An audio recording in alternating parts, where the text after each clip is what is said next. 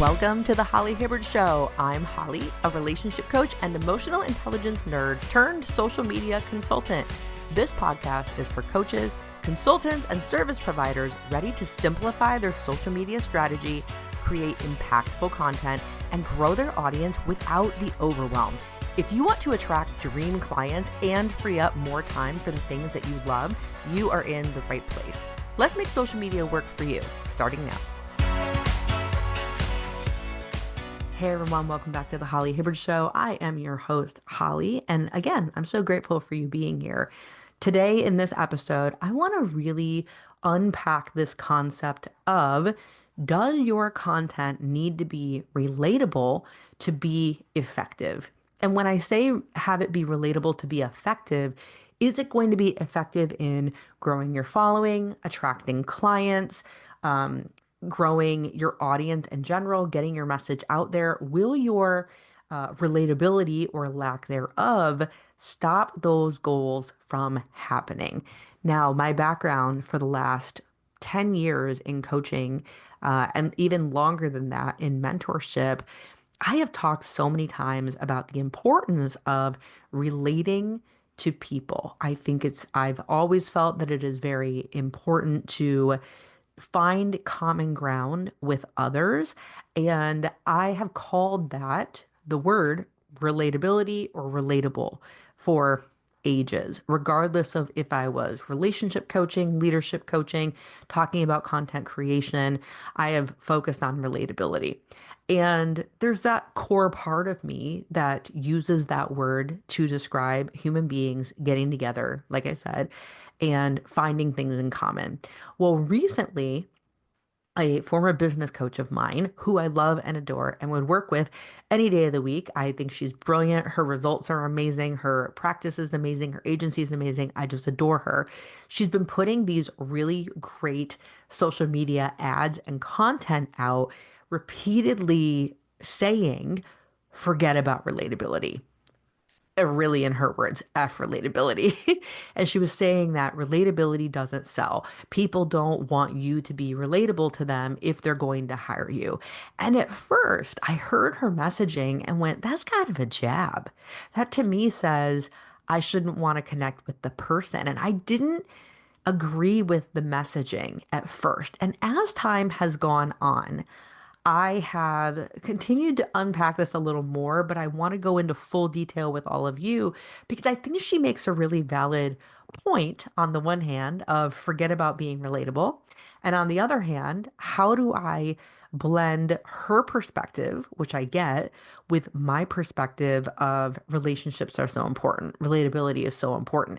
And not just my perspective and what I've talked about for years, but also how many times are we as coaches, consultants, service providers getting tips and advice about how to design our brand or create our social media content? How many times are we going to be told that authenticity is important? Be authentic, be yourself, because when you are yourself, people are going to relate to you, and that brings the know, like, and trust factor. I mean, I have heard it hundreds, if not thousands of times, and perhaps you have too. So there's a part of me that stands by that. And then there's a part of me that's now seeing my former coach's perspective. And so here we go. So as I said, I have always been a supporting style personality. I have always been about the connection of human beings. I think that we can have these brilliant aha moments, light bulb moments when we are in the presence of others. I think that we can work to evoke the best from one another. And for that reason, relationship between people to me has always been important, whether it be friendships, personal, family, professional, obviously you with your clients, you with your own coaches and mentors. Relationships are at the core of who I am. There's a lot of what I've taught over the years. And so when I actually started this podcast, I've changed the name of my show so many times, but one of the names of my show was Relatable Matters, because I was standing on the premise of relatable matters, but also I had a spin on it where I was saying relatable matters, meaning the matters I was going to discuss were hopefully relatable to my audience. So this is something I really doubled down on when I first got started in podcasting, but I've been talking about this endlessly for years. And somewhere along the way, being a word nerd, I was finding a distinction, a difference, and a similarity between what it means to be relatable or relating, but also understanding. Because I came to the conclusion at some point that if I'm expecting to always relate to what another person is going through or what they say, if I'm aiming to always relate to someone or have someone relate to me, I now feel that that is an impossible result, that that is an expectation that we want people to always feel that that our life, my life, is mirrored somehow in theirs. And the reality of life is we all have different life experiences. We all have different perspectives. We've all been through different things. There's really no opportunity where two people are going to 100% relate to one another. Some people will not relate to one another at all because their lives are so entirely different.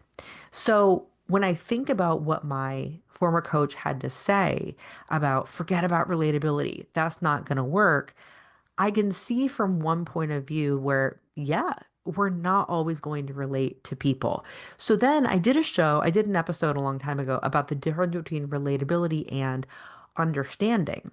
Because as a certified coach, somebody who has been a professional asker of questions for over a decade at this point, my job is to be curious. My job is to ask my clients questions so that they can come to a conclusion where they have clarity on their goal, who they are, what the next step is. I'm not telling them the answer when I'm coaching.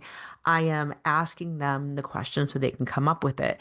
And for me, I see understanding as that process. If I am seeking to relate to everyone, that is an impossibility because we're not always going to relate, or if at all.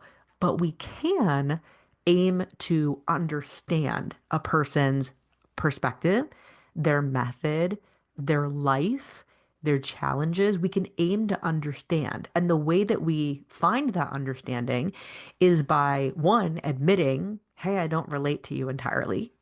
We've been through totally different things in our professional, personal life.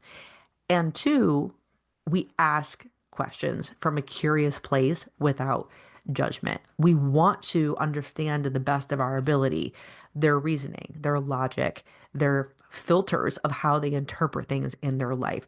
So that is how I have in time said, okay, maybe relatability isn't everything that you need to generate the know, like, and trust factor with clients. I think with our clients as service providers, as coaches, as consultants, the greatest thing I feel that we can do is seek understanding and ask them questions, as opposed to seeing on the surface, oh, we seem a lot alike, we relate, therefore we must do XYZ in a similar fashion. Not necessarily.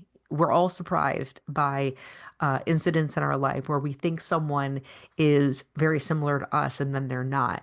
So if you can, as a coach, consultant, service provider, train yourself to ask great questions so that you understand without assuming what they do, how they think, how they operate, what makes them tick, what challenges them, that's going to bode so well for your business.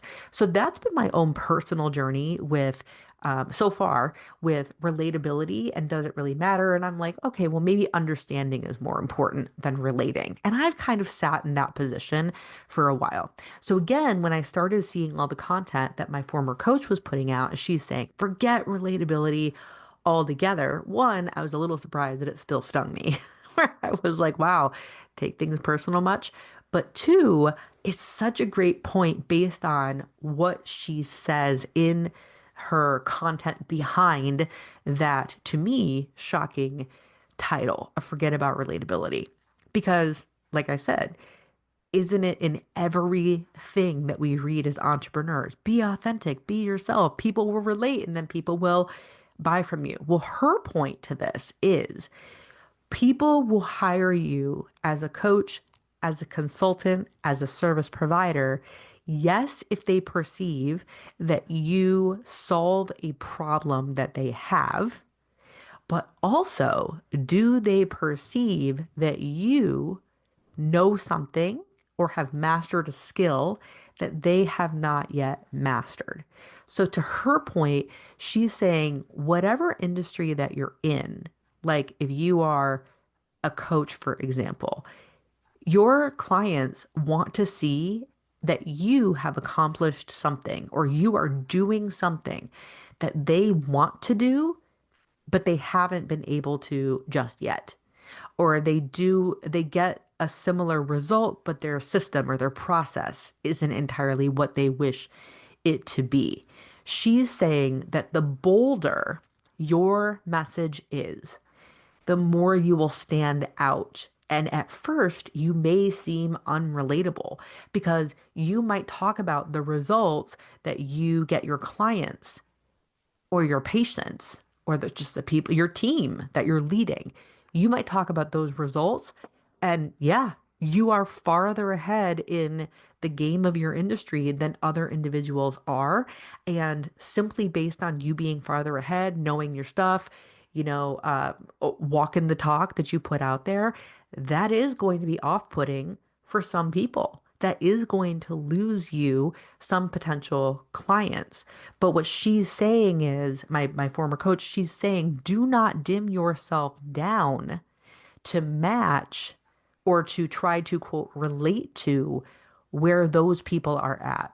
She said, people who really want to work with you, what they're going to be drawn to is that boldness, is that thing, that system, that result that you are doing or that you have created in your life.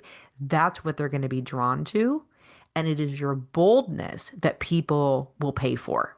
It's the thing that makes you unique that they're going to sign up for. Just because they know you, like you, trust you, quote, relate to you, doesn't necessarily guarantee that they want to work with you. They might see you on the same plane as them, the same level as them. And what she's saying is your content, your message, your service, get out there and tell people what makes you unique, what makes you stand out, what result you created that you know others probably haven't, or if not lately, because that is what people will pay to learn. That is what people will pay to accomplish in their life, in your industry, and from your service. They want to know that they're getting something special that the masses may not have access to yet.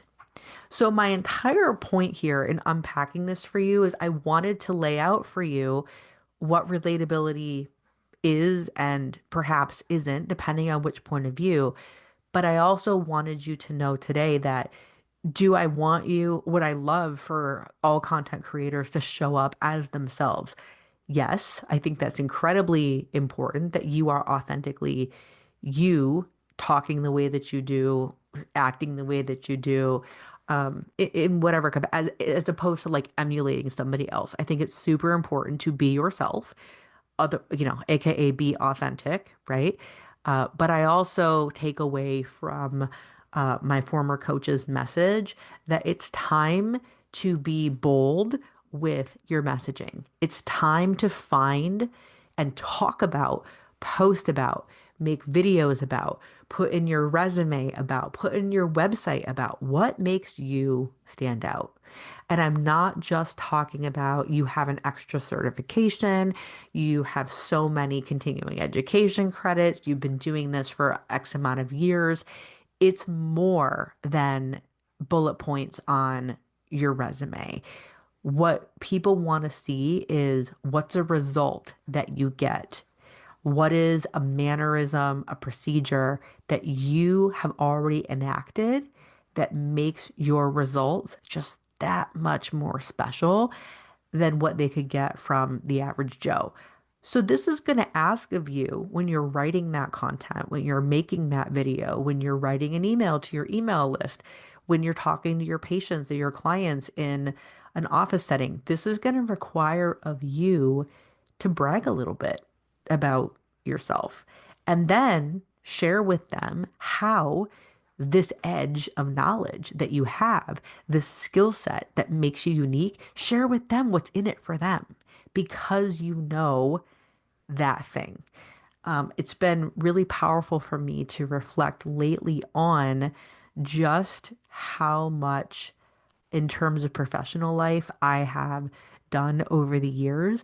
And to me, it always feels like a mixed bag because I have teaching experience and I have experience with teenagers, and then I have relationship coaching and workshop training and personal and professional development, and then all the jobs I've had in between, everything from x-ray technician in a hospital to waiting tables to tutoring to there's so many little mishmash things over the span of my life so far.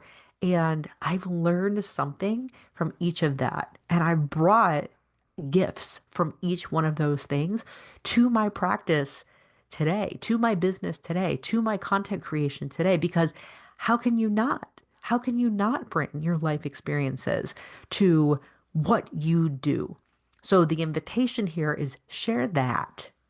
Share what makes you unique, not just your resume bullet points, but your life experiences that are going to have you stand out, that people are going to say, wow, I don't relate to that at all, but I love it. I wish I was that bold, that well spoken, that confident about my messaging. There's something, you've got that certain something that people want. I'm sure you know deep down what it is if you haven't already thought of this yourself. Okay. So I hope this episode was supportive to you in some way. The next time you sit down, and especially for those of you that are freaking out that no one is going to, know, like, trust from your content, or they might not pick you, or what do I talk about? Talk about what makes you unique. Have the bold message. Have a humble brag. And remember, tell them because you've got, those accolades or that little bit of experience that's a little unconventional in your industry. Tell them what is in it for them when they choose to work with you. That is where you don't need to be relatable. Okay. Just get out there, start, write something, and remember to click publish, to click post, because done is better than perfect. So again, thank you so much for tuning into the episode, and I love you as always. I mean it. And until next time, I will talk to you next time. Thank you for listening. I'm giving you a virtual high five for prioritizing your personal growth. If you enjoyed today's episode, I'd be so grateful if you could take a moment and leave a 5-star review on Apple Podcasts. Share the show with friends and family, or snap a screenshot of this episode and tag me on Instagram at thehollyhibbard. You are not alone on this journey, my friend. I'm always here cheering you on. So until next time, stay curious, stay encouraged, and keep empowering yourself. You are doing better than you know.